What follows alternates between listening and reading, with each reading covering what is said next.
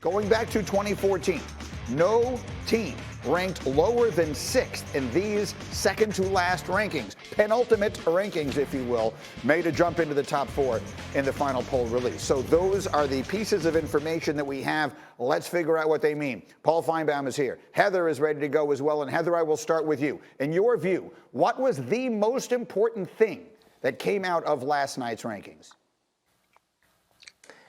Well, the most important thing was that Florida only dropped one spot. And I say that was important because they're still in the conversation. And I was shocked by that because they had a bad loss to LSU. But the reason the committee did that, according to CFP Chair Gary Barta, is because they didn't want to put them below Georgia because of the head-to-head. And at this point, it is this simple. They think Florida is better than Cincinnati in spite of 2 losses. Now, I would not pick Florida to beat Alabama, and I don't think anybody on this panel probably would, but the fact that they're still sitting there doesn't completely eliminate them from the conversation should they do that. Right. So, in fact, let's go directly to it. Paul Feinbaum, if Florida pulls off what would be, admittedly, a massive upset on Saturday, but it could happen, beating Alabama, do you believe they would make the playoff, and do you believe they would deserve it if they did?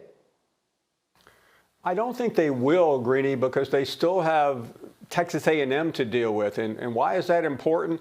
Texas A&M beat Florida head-to-head, just like Heather said in terms of the Florida-Georgia conundrum.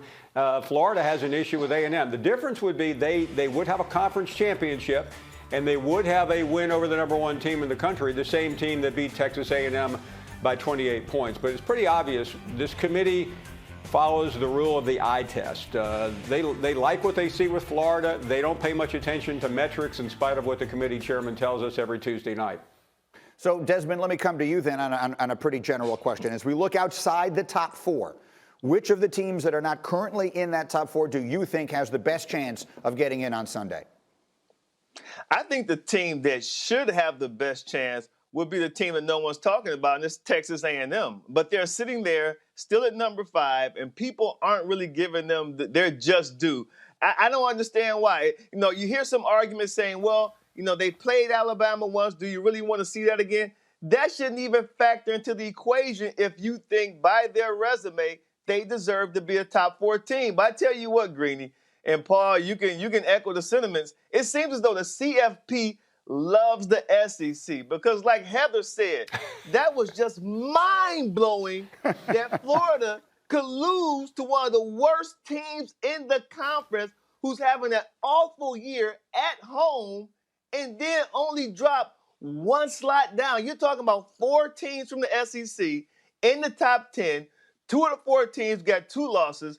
Florida's sitting there with the ugliest loss of them all, and they only dropped 1 slot down. That just blew my mind. And then you sit there and listen to Gary Barta and poor Reese Davis. And Reese, you know, shout out Reese. He just turned, you know, double nickels, had a happy birthday. But he's asking this gentleman questions, and he's not giving them any straight answers. It's like, I'm like, want to text Reese, like, hey, Reese, ask him where was he born. I bet you he'd give you the runaround. You know, so poor Reese is doing the best job he can, but Barta's not giving us any straight answers. Man, I tell you what, hey, I know, Greeny, you love chaos. There's going to be some chaos after Saturday's games. I guarantee you that.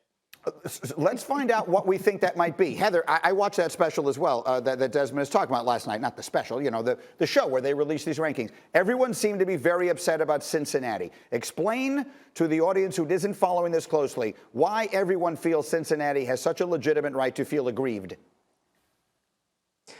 Well, because they're undefeated and they've played 8 games, and the number of games matters, according to the selection committee chair. Now, that being said, they haven't played since November 21st. I did think it was interesting that I asked Gary Barta what besides Cincinnati's strength of schedule is weighing it down, and he said because they haven't played since November 21st, they actually went back and looked at the game film against UCF. He told me they struggled a little bit in that game. They had to come from behind, and again, as I said before, they think Florida is a better team. All back to the eye test.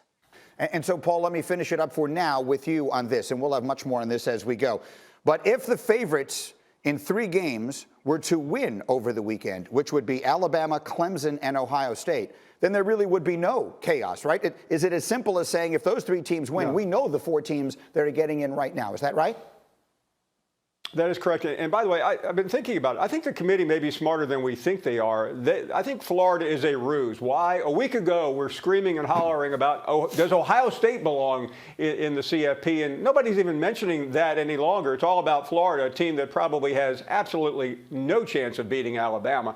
So, Greeny, you're right. And let's hope that there's chaos, as Desmond says, but more than likely, Sunday will be a very boring day. Yeah, I root for chaos. We'll see if we wind up getting it.